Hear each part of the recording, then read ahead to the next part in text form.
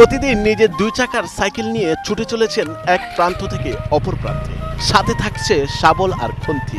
উদ্দেশ্য তাল গাছ লাগানো অথবা নিজের লাগানো গাছগুলো পরিচর্যা করা। টানা 12 বছর ধরেই মহাসড়ক অথবা ফাঁকা জায়গা দেখলেই তাল গাছ রোপণ করেন 80 বছর বয়সী খোরশেদ আলী। যতদিন আমাকে আল্লাহ শক্তি দিয়েছে, কারণ আল্লাহর হুকুম ছাড়া, আল্লাহর ইচ্ছা ছাড়া আমি লাগাতে পারবো না। একটা গাছ বিচি লাগার আমার ক্ষমতা নেই।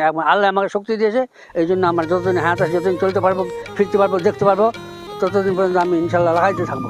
মানুষ এত অসাধু, এত শয়তান, গাছগুলো আমার নষ্ট করে দিচ্ছে, বীজ দিয়ে নষ্ট করছে, আবার মাটি চাপা দিচ্ছে, আবার তোমার জঙ্গল মারা বীজ দিচ্ছে, এইভাবে কাটে ফেঁকে দিচ্ছে। এইরকম মানুষের অত্যাচার। পেশায় একজন পল্লী চিকিৎসক, বয়স প্রায় 80-র কাছাকাছি।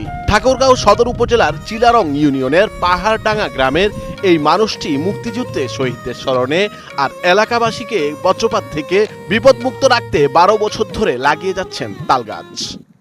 আমি 2014 সাল থেকে এই বিচি লাগানো শুরু করেছি। এটা আমি বিচিগুলো আগে মানুষের বাড়িতে কুড়াই, তারপরে আমি খোঁচাবাড়ি হাটে যোগাযোগ করে, ওখানে তালে পাইকারের সঙ্গে যোগাযোগ করে ওখান থেকে আমি বিচি একটা কিনে আনি এবং রাত্রে আমি এগুলো লাগাই। আমাদের দেশ থেকে বাংলাদেশ স্বাধীনের জন্য যে 30 লক্ষ মানুষ জীবন দিয়েছে, এদের স্মরণে এবং বীজ দিয়ে থেকে রক্ষা পাবো এবং অক্সিজেন পাবো, ফল পাবো, ছায়া পাবো, এবং এই গাছে কোনো খুঁটি লাগে না, এই গাছে কোনো পাতা ঝরে না, এখানে বাবুইবাসী বাসা বাঁধবে। তাল গাছ বজ্রপাত থেকে রক্ষা করে মানুষকে, সেই কথা মাথায় রেখে 12 বছর ধরে ঠাকুরগাঁওয়ের খোরশেদ আলী লাগিয়ে যাচ্ছেন তাল গাছ। এরই মাঝে লাগিয়েছেন 1 লাখেরও বেশি গাছ। মৃত্যুর আগ পর্যন্ত গাছ লাগিয়ে যাবেন এমন আশা এই গাছ প্রেমী খোরশেদের। এই টাকা আমি আমার কিছু জমি ছিল, এটা বিক্রি করেছি, আবার সামান্য কিছু আয় হয়, আমি ইমামতি করি, প্লাস কিছু হাতুড়ি ডাক্তারি করি, এই নিয়ে শুরু করি। আমি প্রতি একবার তো গাড়ি নাই, প্রথম বছর 5,500 বেশি কাটছি, তারপরে বছর 6,500, তারপরে 7,500, তারপরে 8,500, তারপরে 10,500। এই জন্য আমি যা সরকারি দায়িত্বে আছে, তা প্রশাসনের দায়িত্বের কাছে আমি অপহরণ করি যে আমার এই গাছগুলো কীভাবে রক্ষা হবে, সেই জন্য দায়িত্ব তারা নেয়। কারণ আমি পাবলিক, আমার কথা কেউ মানে না, কেউ বুঝে না, কেউ ভয় করে না। তার ছেলে বলেন, তাল গাছ রোপণ ও পরিচর্যা করতে অর্থের প্রয়োজন হয়, কিন্তু খোরশেদ আলীর পরিবারের অর্থের অভাব থাকলেও গাছ রোপণ করাই যেন তার নেশা। বাসার কৃষি জমি বিক্রি করে করতে হয়। বাসা আমরা উপযুক্ত 7 ভাই, আর্থিক অবস্থা নাই বললেও চলে, কিন্তু উনি বয়স্ক মানুষ, খুব একটা নিষেধ দেওয়া যাচ্ছে না। ওনার একটা আগ্রহ বা একটা নেশা, মানে উনি প্রতি মৌসুমে ভাদ্র আশ্বিন মাস তাল গাছ লাগাবে, যত বাধা দেন উনি বেশি করে লাগাবে।